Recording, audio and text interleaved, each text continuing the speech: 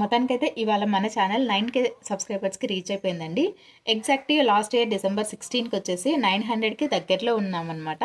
ఇప్పుడేమో 9000 మెంబర్స్ అయితే అయ్యాము. చాలా హ్యాపీగా ఉంది. నా ఛానల్ని సబ్స్క్రైబ్ చేసుకున్న ప్రతి ఒక్కరికి థ్యాంక్ యూ సో మచ్ అండి.